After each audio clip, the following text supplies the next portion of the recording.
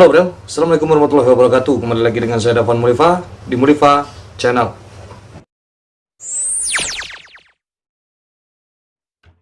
Topografi Sumatera yang penuh dengan perbukitan atau bukit barisan membuat jalan di sekitar perbukitan ini menjadi berkelok-kelok.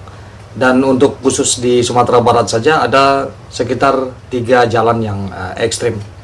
Yang pertama yaitu Jalan Kelok 44, Jalan Kelok 9, dan yang ketiga adalah Sitinjau Lawi. Nah, saya akan bercerita tentang Sitinjau Lawi. Jadi Sitinjau Lawi ini dia berdiri 220 meter dari permukaan tanah. Arena yang sangat ekstrim ini membuat para pengendara menjadi gelagap dan banyak sekali misteri yang terkandung di dalam Sitinjau Lawi ini.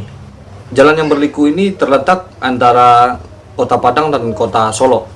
Dan ini adalah jalur utama satu-satunya dari Kota Padang menuju Kota Solo. Nah, jalan ini sudah beberapa kali diperbaiki. Cuma semaksimal mungkin ya seperti sekarang ini.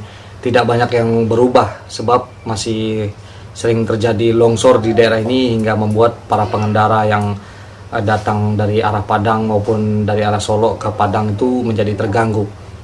Nah, banyak sekali ada ratusan sampai ribuan cerita mistik yang ada di dalam Sitinjau Lawi ini. Dan Sitinjau Lawi ini kadang-kadang jika bertemu antara mobil dengan mobil yang besar, apalagi mobil truk dengan mobil yang truk lainnya, akan menimbulkan kemacetan yang sangat parah sekali hingga panjang sekali. Dan Sitinjau Lawi ini tikungannya itu sangat ekstrim sekali. Jadi setelah dia menikung, langsung dia mendakinya agak miring sekali lah. Jadi membuat para pengendara itu menjadi kelabakan. Harus punya kemampuan yang lumayan hebat untuk melalui arena Sitinjau Lawi ini. Banyak sekali kecelakaan yang kita bisa lihat dari jalan Sitinjau Lawi ini.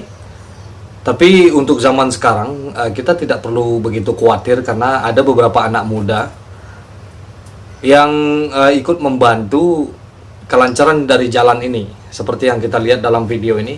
Tapi sekarang mereka ini mempunyai kreativitas yang sangat luar biasa juga. Mereka banyak yang membawa kamera dan menjadi YouTuber sekarang ini.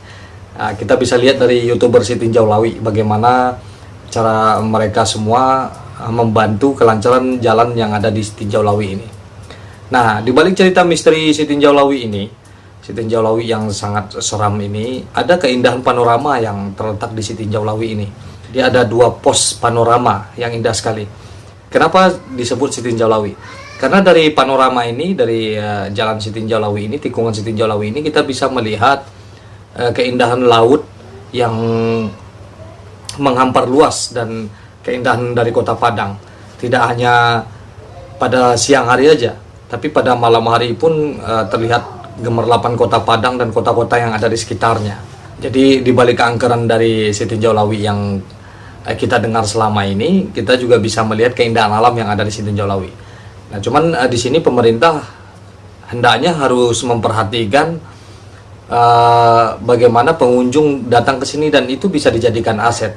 Seperti tidak adanya toilet dan orang yang berdagang di sana itu mungkin adanya ketika hari libur saja. Itu yang terakhir saya pergi ke sana itu ketika libur saja mungkin ada yang berdagang di sana. Jika tidak, ya udah sepi. Nah, seperti itu. Nah, kita bisa melihat ada 2 pos di situ. Kita bisa melihat bagaimana keindahan alam dan di situ kita bisa lihat juga langsung bagaimana Gunung Semen Padang. Gunung Semen Padang yang di situ menambah keindahan alam Kota Padang dari daerah Sitinjau Lawi. Nah, kalau ingin ke sana sebaiknya kita harus buang air dulu di rumah, atau kita harus bersih-bersih dulu, atau kita membawa persediaan yang matang untuk diri kita, karena mungkin saja kita tidak menemui jajanan jika kita pergi pada hari kerja. Tapi mudah-mudahan aja sekarang sudah ada yang banyak sekali yang berdagang di sana. Itu sebuah aset yang luar biasa untuk masyarakat yang ada di sana. Pariwisata yang kita bisa lihat di sana itu adalah ada pemandian air dingin Lubuk Peraku. Itu sekitar 1 kilo lah sebelum panorama itu ada pemandian. Dan juga ada THR Bung Hatta atau Taman Hutan Raya Bung Hatta. Nah, di Taman Hutan Raya Bung Hatta ini kita bisa lihat pintu utamanya setelah pos 2 panorama.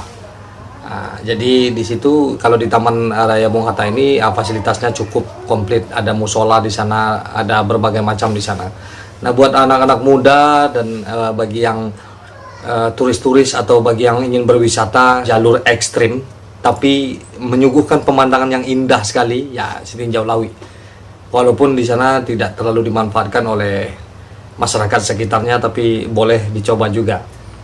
Kita bisa lihat banyak juga orang-orang yang dari luar negeri datang ke sana hanya sekedar untuk lewat dan beristirahat untuk melihat keindahan alam yang ada di Sumatera Barat melalui panorama Sitinjau Lawi ini.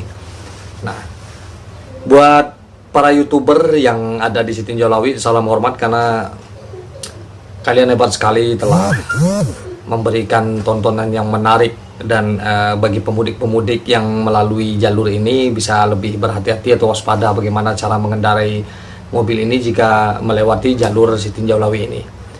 Sitinjau Lawi ini adalah jalan yang paling utama menghubungkan antara kota Solo dan Padang, dan itu sudah ada sejak dulunya. Seperti yang gambar saya lihat ini, saya kasih tahu ini kan. Semoga bermanfaat buat semuanya. Jika ini memang jadi ilmu, mari kita share tentang Sitinjau Lawi dan bagaimana misteri dan keindahannya. Dan terima kasih buat YouTuber yang ada di Sitinjau Lawi. Semoga kalian semakin berjaya dan semakin sukses lagi memberikan tontonan-tontonan menarik tentang Sitinjau Lawi. Seperti biasanya, majulah Minangkabau, majulah Indonesia, selalu di Mulifa Channel. Assalamualaikum warahmatullahi wabarakatuh.